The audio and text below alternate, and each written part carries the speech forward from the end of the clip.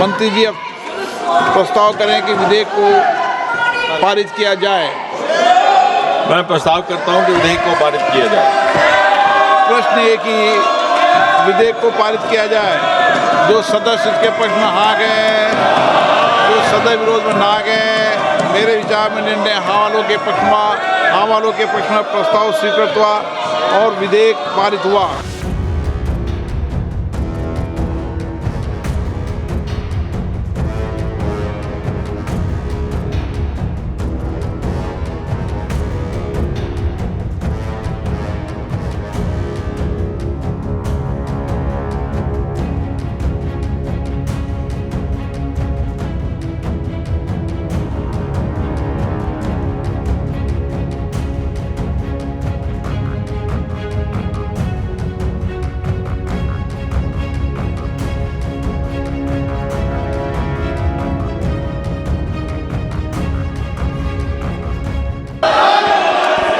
सबसे पहले तो बड़ा निराशाजनक है ये दृश्य विपक्ष को देख करके कि जब इतने महत्वपूर्ण बिल पर चर्चा हो रही है, जब इतनी संवेदनशीलता के साथ और प्रधानमंत्री मोदी जी की प्रतिबद्धता के साथ ये विधेयक लाया गया है, तो बजाय इसके कि संजीदगी से इस पर बहस की जाए, सुझाव दिए जाए, इस पर राजनीति करने का प्रयास किया जा रहा है।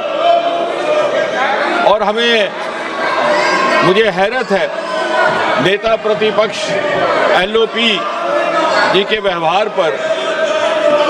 उन्होंने जिन अपशब्दों का इस्तेमाल किया वो अनपार्लियामेंट्री तो है ही है, बल्कि इतना अनपार्लियामेंट्री एक्सप्रेशन है वो, मैं अपने बुक से नहीं बोलूँगा, कि यदि कोई व्यक्ति या माननीय सदस्य अपने आप को भी इडियट समझे तो वो नहीं कह सकता, सदन के बाहर जाकर के कह सकता, उसमें नहीं कह सकता।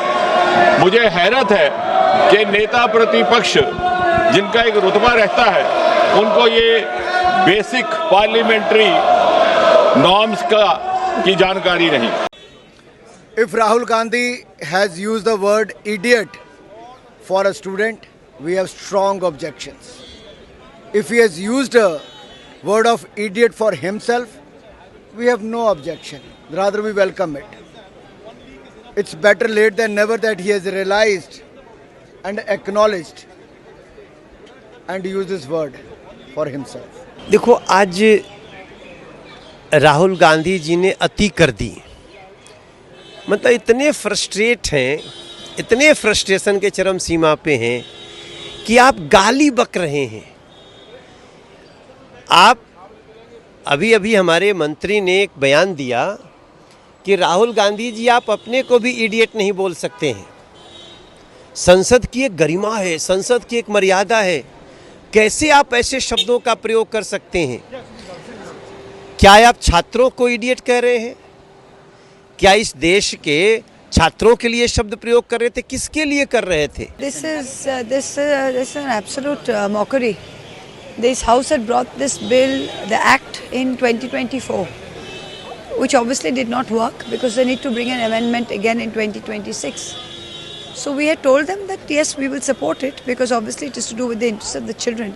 So nobody was not going to support it. But while speaking to the government, we had made it very clear that the main issue was the brutalities, that all FIRs against the children have to be taken back, and the brutalities of the Delhi police and the CRPF RAF have to be discussed at length, and that the Home Minister has to come to the House to make a statement. The Home Minister is responsible for every Delhi policeman. The Home Minister is responsible for every RAF, CRPF. And when Rahulji got up to speak, LOP got up to speak. They don't understand English. He was saying, he was not calling them idiots. He was referring to a class of people as idiots. There's a difference between them. But of course, they start shouting and screaming, and they did not allow the LOP speech to finish. And, this is not democracy. The bill is not going to prevent any leaks. This bill is only a post-fact action. This is like after the horses have left the stable, it's like bolting the doors. See, this is only punishment and penalty after a leak happens, after an investigation takes place, after they find who the persons to be responsible for the leak, then you are putting penalties and imprisonment and fine for them. This is not in any way strengthening the process of setting examination papers and issuing examination papers. In fact, if there is any reform that needs to be done, it has to be done on the NTA.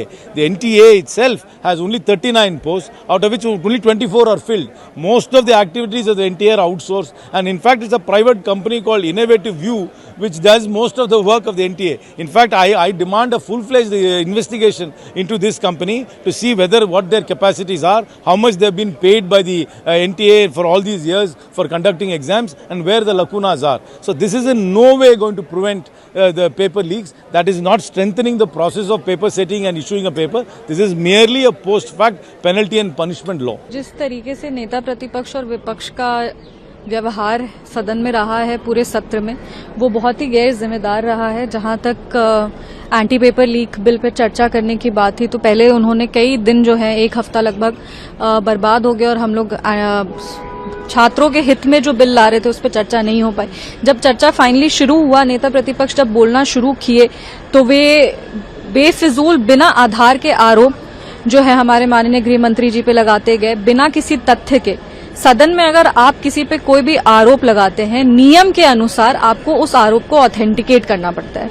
अगर आपके पास कोई proof नहीं है, तो इस तरीके से आप नियमों की अगर हम लोग बात करें, तो आप सदन के बाहर कुछ भी बोल सकते हैं, पर सदन के अंदर अगर आप बोले तो आपको मर्यादा में और नियम के आधार पर ही आपको सदन के पटल पर अपने जितने भी शब्द का चयन है वो सोच समझ के करना है। पहले बात तो ये एंटी पेपर जो बिल है, ये अमेंडमेंट बिल है जो 2024 में ये ऑलरेडी बिल पास हो चुका है और इसमें कम से कम 101 रिकमेंडेशन थी।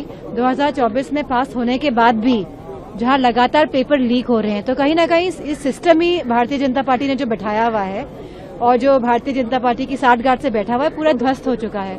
एंड ये अलाउ कर रहे हैं कि सिस्टम में जो करप्शन है वो सीप इन करे और उसकी जो जड़ें हैं वो अंदर तक फैल चुकी हैं। और मुझे नहीं लगता है कि इस तरह के कोई भी अमेंडमेंट्स लाके कोई फर्क पड़ने वाला है, क्योंकि भारतीय जनता पार्टी की जो सरकार है, इनकी नीयत और नीति दोनों साफ नहीं है और इसका जो खामियाजा है वो हमारे देश का युवा भुगत रहा है आज। See, why did they bring this exam reforms bill? It's because of the protest of the students at Jantar Mantar. What has happened to the students? They were thrashed, they were beaten up, even pellets were fired at them, tear gas was applied. Naturally, the Home Ministry also will come into the discussion. So, if the opposition leader or anybody from the opposition refers to these barbaric acts of the Delhi police, that should be permitted. That should be in the ambit of the discussion. Now, the government is saying that you need to specifically speak about the provisions of the bill. You need to deal with the ecosystem on which this bill has come. The whole gamut of issues around the bill also needs to be discussed here. So, ruling party doesn't want any message that goes from the parliament that the Home Ministry is on dock. That's why they are creating problems.